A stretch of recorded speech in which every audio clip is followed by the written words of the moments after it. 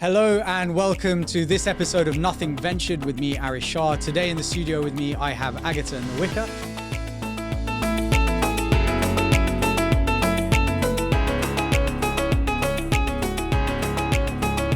Agata is an investor at Lowndes Capital and founder of Female Foundry, a community bringing together female founders and investors to accelerate the amount of capital being deployed to female entrepreneurs and to help diversify the ecosystem. If you want to learn more about Agata's background, do check out our primer episode, which we released a couple of days ago. But right now, let's get straight into it with Agata. Welcome to the show. Nice to be here. Amazing. So look, let's get straight into the detail. We were talking earlier about the current macroeconomic environment and climate. What, from your perspective, are the current challenges and potential opportunities that they bring? And also, what is the current macroeconomic climate from your perspective? Sure. So obviously, we are living and breathing probably one of the slowest episodes of venture investing. And it comes to, it's a kind of structural change that has been, in my opinion, driven by increased interest rates. Mm-hmm. Now, increased interest rates basically have given optionality for LPs to deploy their capital in other ways. And in the past couple of years, we've seen as well almost over deployment of capital driven by, let's say, FOMO being created over the previous 2 years in that category. Now, that in itself creates a little bit of a slowdown when it comes to VCs, how VCs see their deployment strategy. So we've seen that the kind of the slowdown when it comes to deployment, but also funds raising new capital. And I don't think that this is going to fundamentally change. Now, this has got impact, obviously, as it trickles down to startups.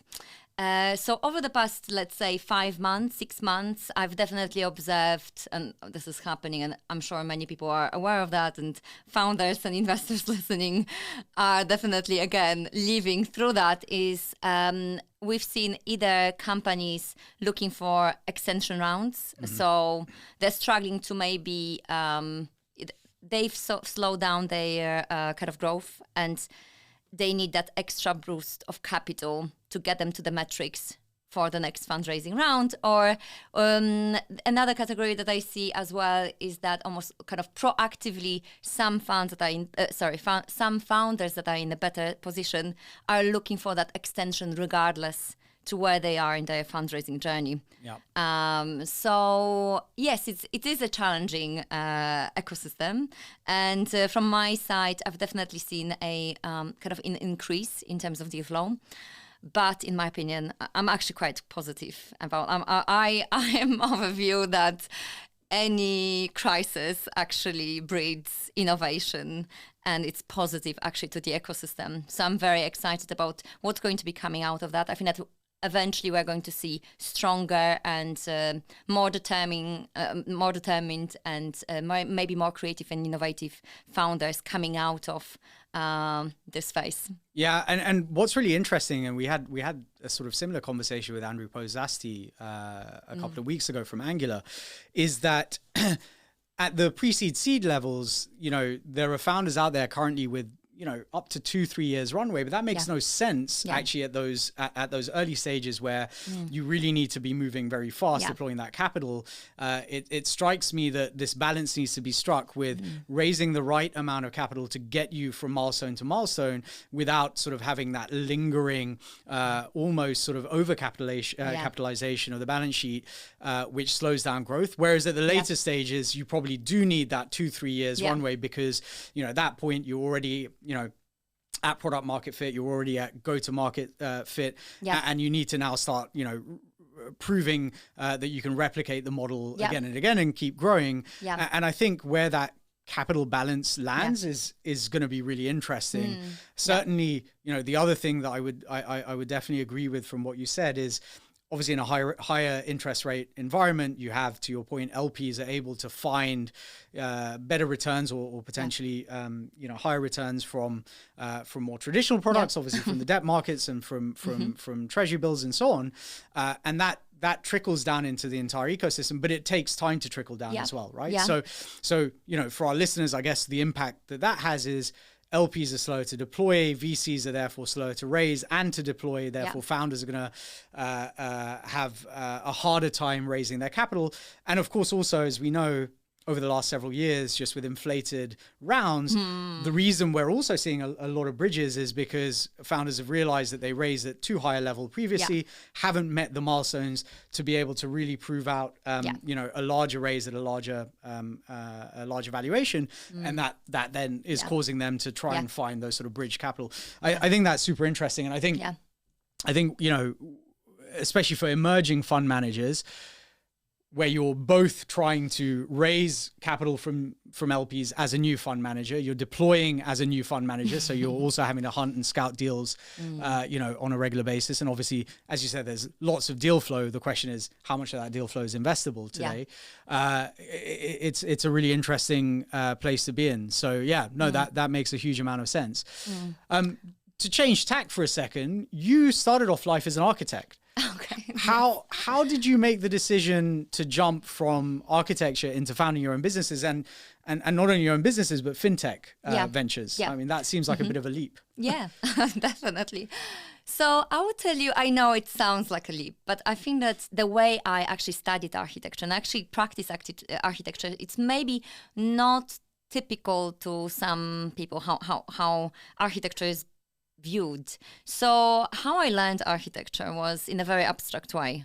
Actually, the ceilings, walls is just an application layer of the design process that happens in your head. Now, that design process is very abstract. We are talking about systems, thinking in terms of systems, triggers, sequences. And events, yeah, sure. Exactly, which is pretty much as technology works. So I didn't realize when I was an architect that I was pretty much, of course, we did actually programming during our studies, which definitely helped to make that transition later on.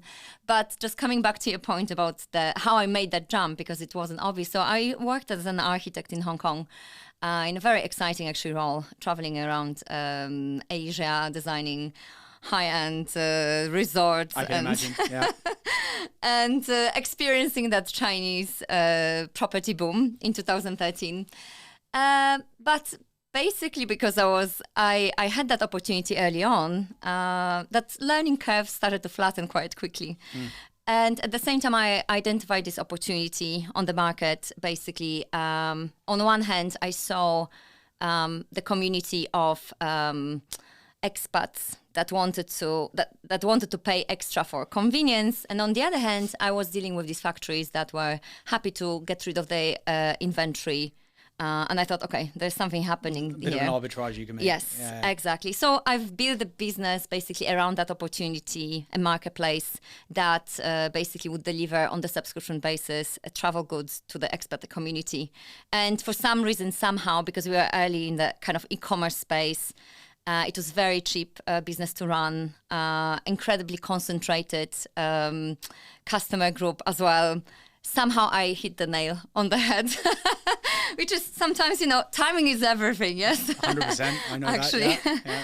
So I just at some point I quit the job and I just kept doing what was working out. And I didn't know that I was building this data and analytics business actually, eventually.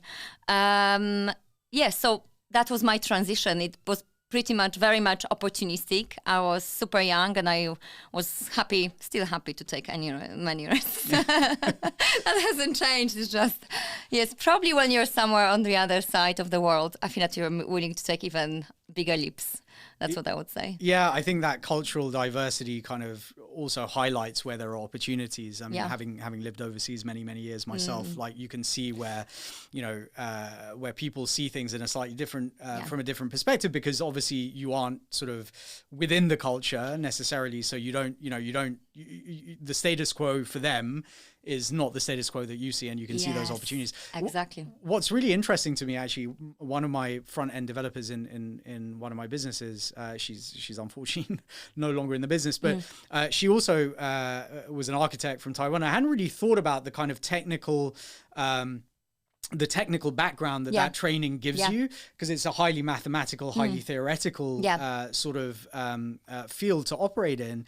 And actually, as you say, yes, it's all about translating that sort of design thinking and systems thinking into, into technology, which obviously from an engineering perspective, and that's why we use the term engineer, is basically doing the same thing. Yeah, and I would say one thing that is also exciting, even more exciting than being in architecture, the let's say implementation or execution cycles are so incredibly long. Okay, in Hong Kong it was super fast, I must say. The fastest I think I can imagine, because there's no health and safety. At least there was no health and safety at that time. And there's a lot of people out there willing to work in construction. Working 24 hours a day, but still before, you can't really see the results that fast. Whereas in technology, it happens super fast as you want it, really. And it's only driven by your ambition and how you see the end of how big do you want that thing to be, which is incredibly rewarding. So I've actually enjoyed that transition very much. Yeah, and I think it's interesting as a founder and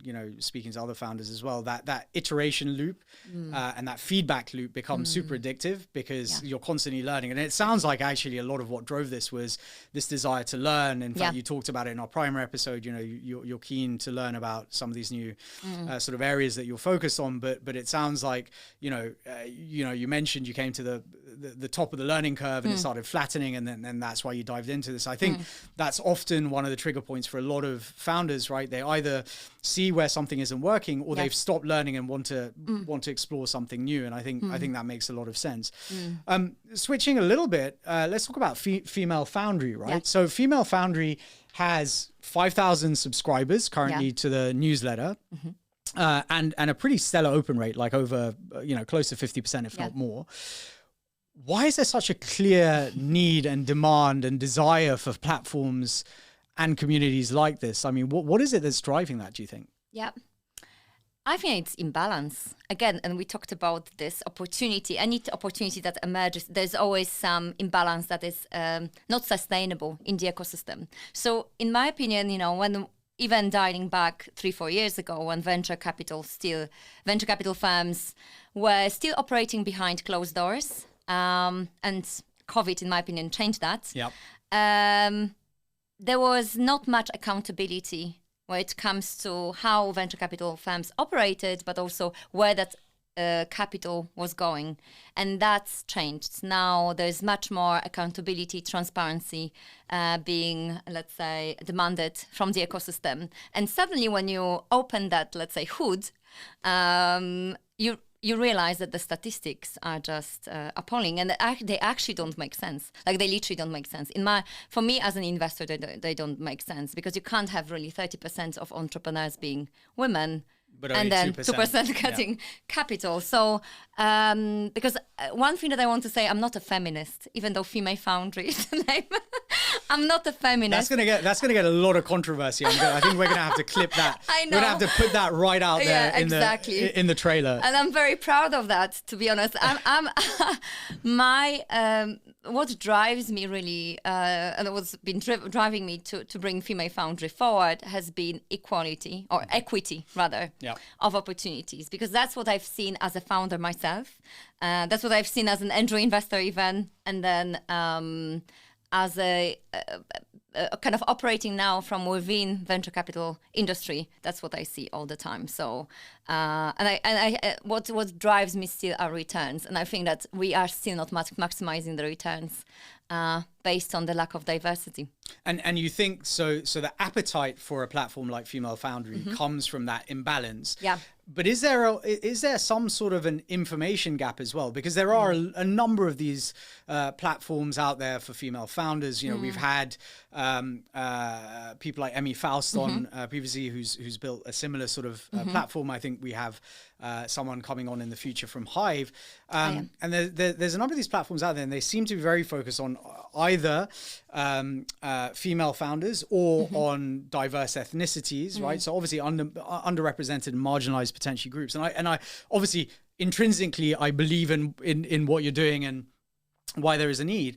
But is there some sort of information asymmetry, which means that female founders or people from other backgrounds or underrepresented backgrounds just have less access, not necessarily just the capital, but to the knowledge or the people? Or is there even, you know, dare I say it, some sort of imposter syndrome that kind of floats throughout all of us that you know, it often feels to me, and I see posts like this all the time, you know, you have a white, you know, male 20 to 30-year-old founder who's like, oh, I just raised $1.5 million in capital, and you look behind the hood and there's not much happening in the business. Whereas, you know, female founders, maybe other founders from more diverse backgrounds, have a hesitation to kind of put themselves out there and say, you know, this is investable today. Yeah. They're always waiting or trying to build it to the point where they think it'll be investable, and therefore they miss a boat. Is that definitely. I would definitely agree with that. I think there's a combination of few things happening. Definitely, as a female founder, again, ex-female founder, I think that women overall have got this tendency of over-delivering, and unless they over-deliver, they think that they are not good enough. So definitely, you know, right now I have, I work with both female and male founders, and I see tremendous difference, even how they pitch their businesses. Yeah. And that's what I want to transcend through Female Foundry, that kind of level of confidence. And one thing that I want to mention, because I think that what's unique about Female Foundry compared to the some of the platforms that you mentioned, is that from the beginning, my objective has been to bring the ecosystem together, meaning, actually, you know, when you think about even subscribers of Female Foundry, 40% of community are VC investors. 30% of our subscribers are men, actually.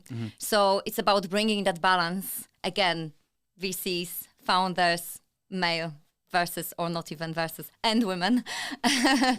And I think that's with that kind of approach, this inclusive approach, will be able to make a difference. We are going to bring that confidence when it comes to, you know, imposter syndrome, or female founders kind of lacking that confidence, or in terms of that education as well.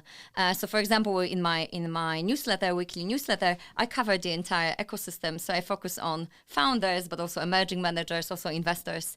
And it's interesting. I've been getting lots of feedback from actually female founders saying, Agata, you cover aspects I never realized actually they were important for me. So something that we talked about earlier, you know, dry powder, where the dry powder comes, okay, LP. So I need to understand actually what's happening in the macroeconomic level to understand why I'm not getting this kind of traction. So there's a lot of education that happens, let's say spontaneously, by giving that access, that knowledge to founders in the first place. Yeah, no, I mean, that makes a lot of sense. Proud to be one of the 30% male subscribers to the newsletter. I read it religiously. I think there's an amazing amount of value for anyone. It doesn't necessarily need to be that you are a female founder. Yeah. And interestingly, what I would take from what you just said, and I think you know that's exactly the right way of thinking about it.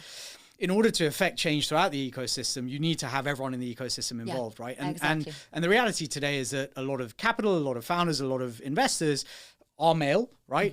They are sitting on those pools of capital. Yeah. And unless they can be exposed, I guess, to you know, this wider range of diversity within the ecosystem, it's harder for them to make, I say harder.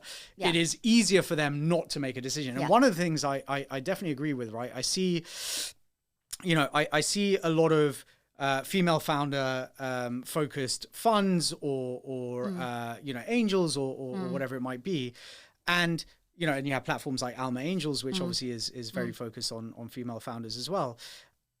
But the reality is that I think, you know, throughout the ecosystem, especially if you're looking for venture funding, one has to be really conscious of the fact that not all businesses receive venture funding. Yeah, and therefore you need to understand what it is that is required if you want to move down that track, and also whether that pathway is even something that you want to take on.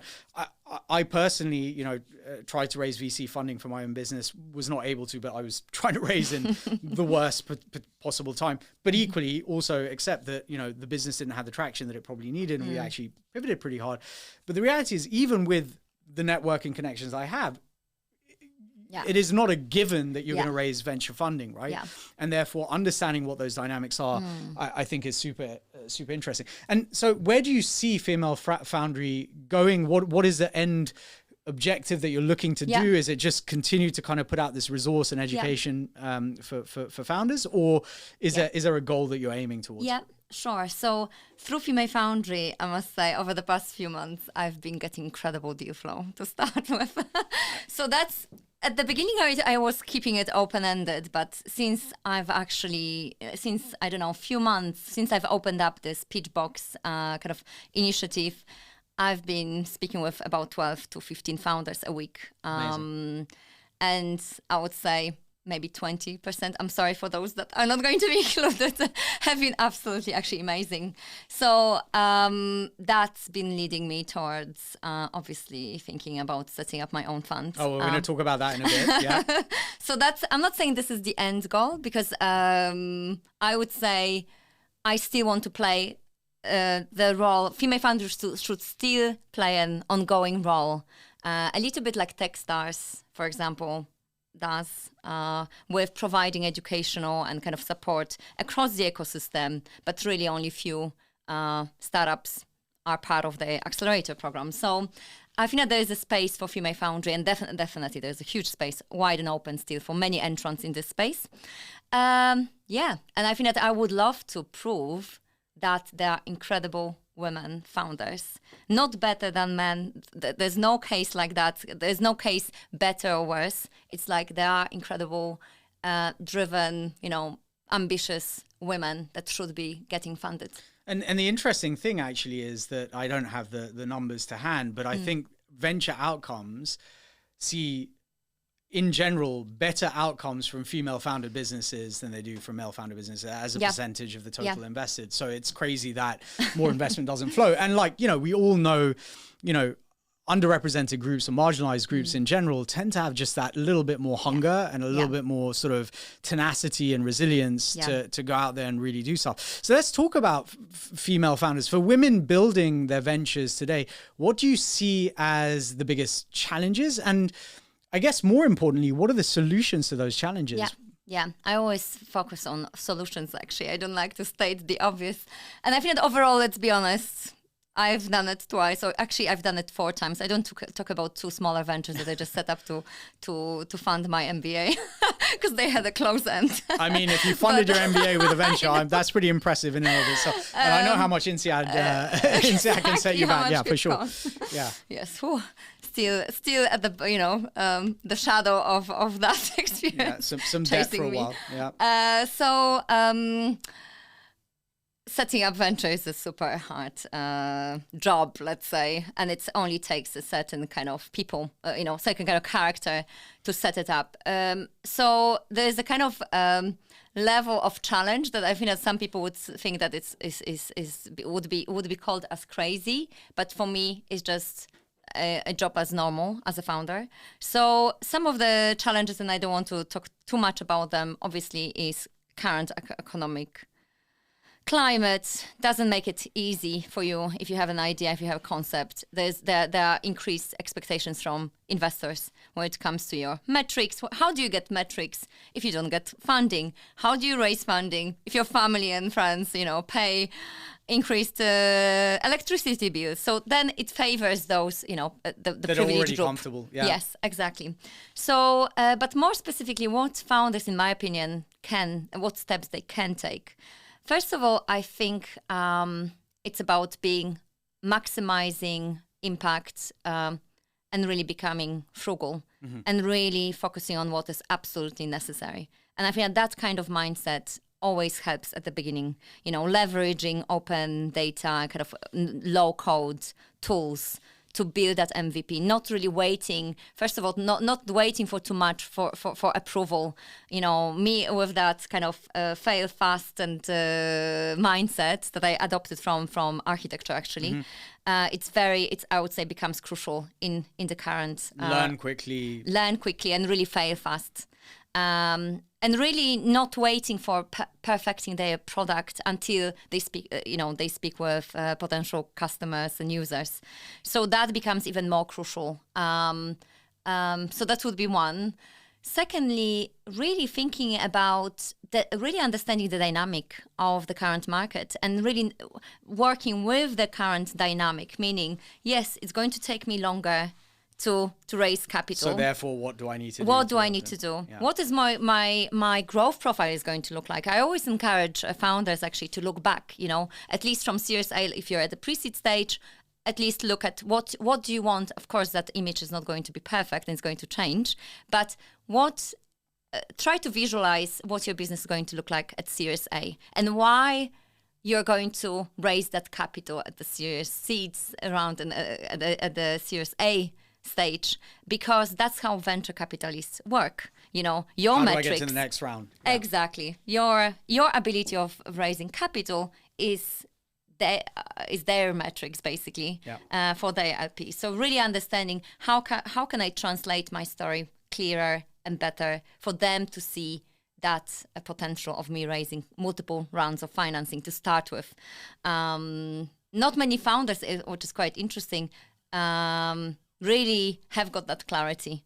They focus on here and now, and they don't really focus on what my business can look like and should look like, and what are the forces, what are the, let's say I call them winds, I can take as like a sailing boat on the way to accelerate that progress. So, and that can be done very quickly, and really having this adaptive mindset, really being prepared for unknown and for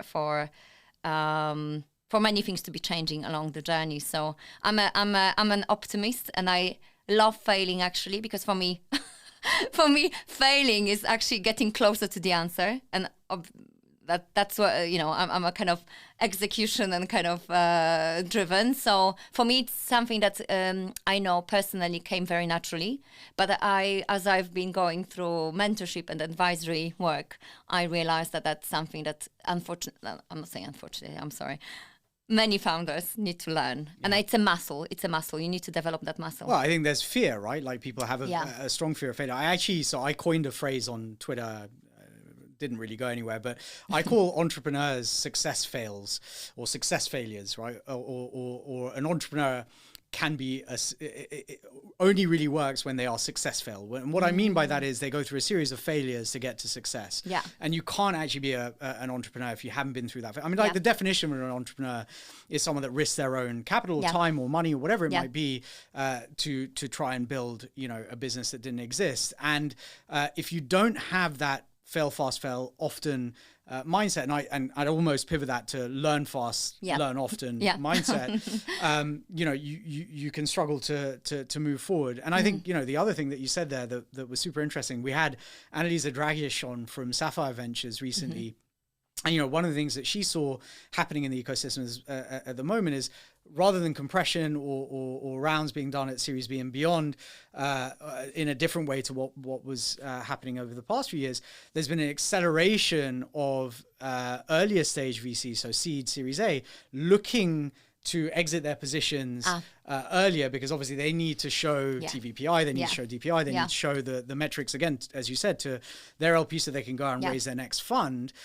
And that then puts pressure on founders to try and get to the metrics to get out, raise those larger rounds. And to your point, that is how VCs think.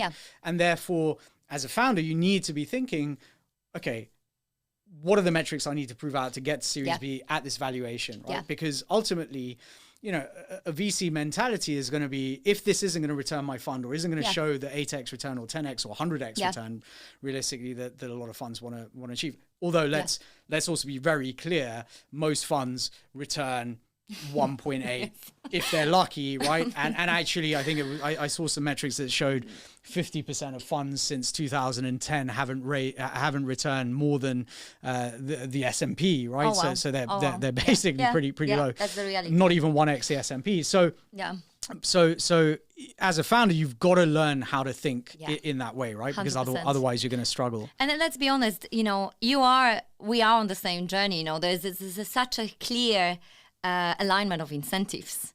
So it's VCs really should be allowing you and helping you to accelerate your growth and your success. And hopefully there are many more today, I want to believe, VCs that want to be hands-on involved as part of this journey, as opposed to only providing capital. Yeah, no, for sure. And again, we had a really great conversation with Kelvin Au from Cell Capital recently. And, they're a thematic investor. So they have certain themes that they focus on. But the core belief on his side, and I agree, is this whole thing about, can we be helpful, right? Yeah. Where is the value add from venture? The value add, over the last 5-6 years, whilst capital was abundant, was like, yeah, just give me more money and I'll figure it out.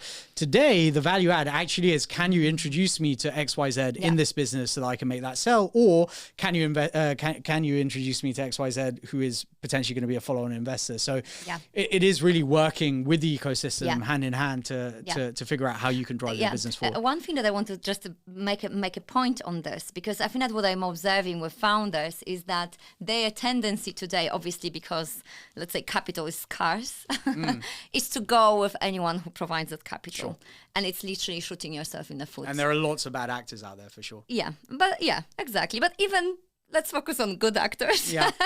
Even for those, if you're, so what I'm trying to say, there are founders that now prioritize capital, which is obviously instinctively, you would say, natural given the state of the ecosystem. But I think that what will happen very quickly, once you get that capital, that is only capital, meaning there's no value add from the funds that you will be raising from, is that, we are going to be coming out of this state of affairs, let's say, in the next few months. I'm really strong believer of that. Wow, that's very optimistic. A few months, meaning at the end of this year. Sure. We are going to see, in my opinion, it's all, I think that interest rates will need to come down at some point. Interesting. And that will, again, unwind everything what's been created.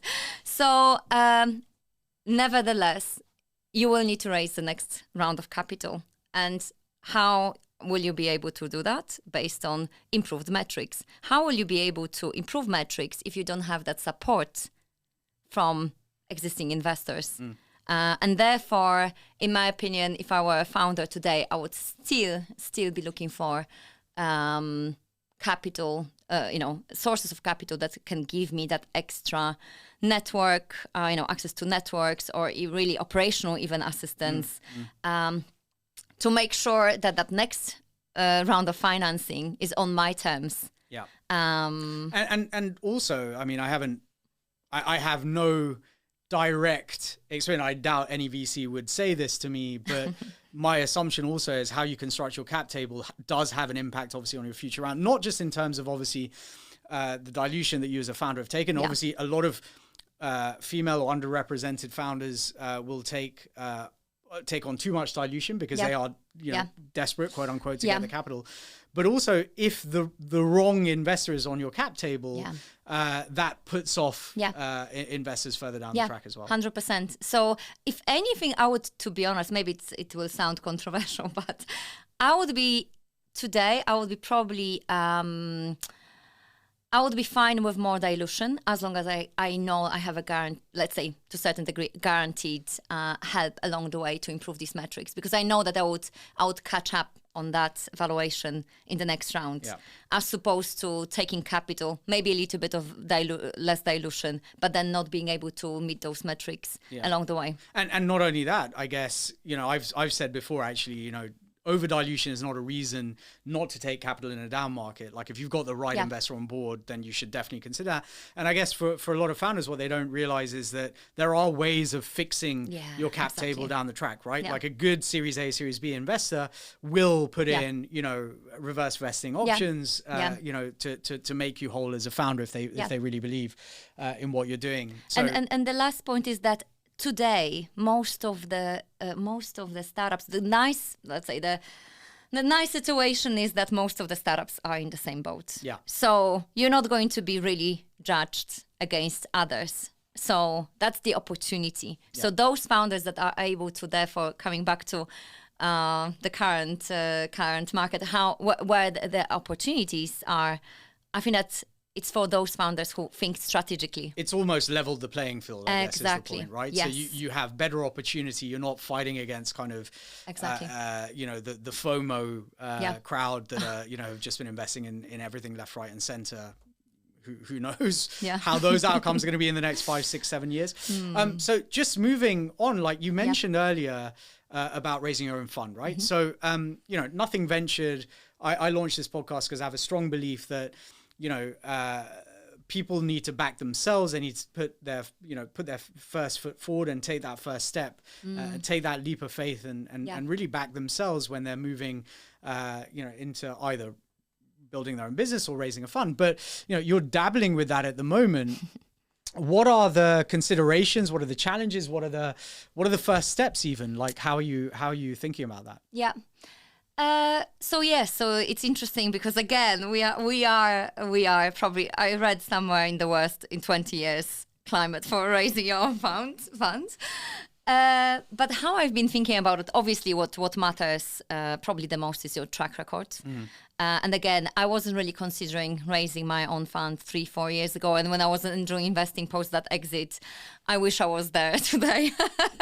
I would have plenty of opportunities of proving myself. So my now emphasis is on building that track record, whether it is being part of advisory board even or deploying small angel tickets. So that's probably my first priority. Secondly, really making sure that the community that I'm building with Female Foundry is of high quality founders. So again, putting myself out there, but also taking myself accountable in terms of quality of content and kind of that can resonate with high quality as well founders. I believe in that. So I'm doing that proactively in any case. But and also one other aspect that I know that I'm missing is building the team around you. Sure. Which in my opinion, again, I'm an immigrant. I have so many diversity, not all of them, but many are diversity aspects. I would love to build a diverse team because around Female Foundry, including men, including people from different backgrounds, because I really believe that the best outcomes are the combination of multiple diverse backgrounds, at the table. 100%, which is in direct opposition to the excuse my language, the batshit article that came out from the Wall Street Journal that suggested that, had SVB not had a diverse team, if there were 12 men around the table, maybe they wouldn't have failed. Yes. Or 12 white men around the table, maybe they wouldn't have failed. I'm not sure how they managed to put it through the editorial. Absolutely crazy. Yeah. But I mean, I think it is proven, and again, I don't have the numbers to hand, that more diverse teams lead to better outcomes. And, I think I had Jelaine Chan on some times ago. She's an incredible sort of COO operator, ex Microsoft, and what she said, I remember she gave me this anecdote of a session that she was at, and the lady came on stage and said, if there'd been a woman on the team designing the iPhone, it wouldn't have been black because because no woman can find a black phone in their handbag. Right? And I mean, like that's a very flippant kind of silly example, if I can put it that way. But it makes sense, right? Like, I mean, I think that is really important. Yeah. Having that diversity on board. Yeah. Agata, it's been absolutely amazing having you here with me on the podcast today. I'm so appreciative of you having taken the time to come out here. For our listeners, where can they find you? Where can they find Female Foundry? What are your handles online? Sure. Are you on LinkedIn, Twitter? where can they best find you? So first of all, it's been an absolute pleasure. What you're doing at Nothing Ventured, it's absolutely amazing. I really believe that eventually you're going to be raising your own fund. I think that, we shall see. I need to build a track record for sure. You're just too good and too involved. Something needs to come out of it. It's just a matter of time. Fingers crossed. So in terms of where people can find me, I'm the most responsive on LinkedIn still. So yes, Agata NOWICKA. There, I'm not that engaged on Twitter. I just cannot do. I'm not a multi-channel person. And Female Foundry, yes, it's femalefoundry.co. Please check us out. Whoever you are, wherever you are in your journey, would love to be creating a diverse community. Well, we'll definitely be adding the links in the show notes. Agata, once again, thank you so much for joining me today. Thank you so much.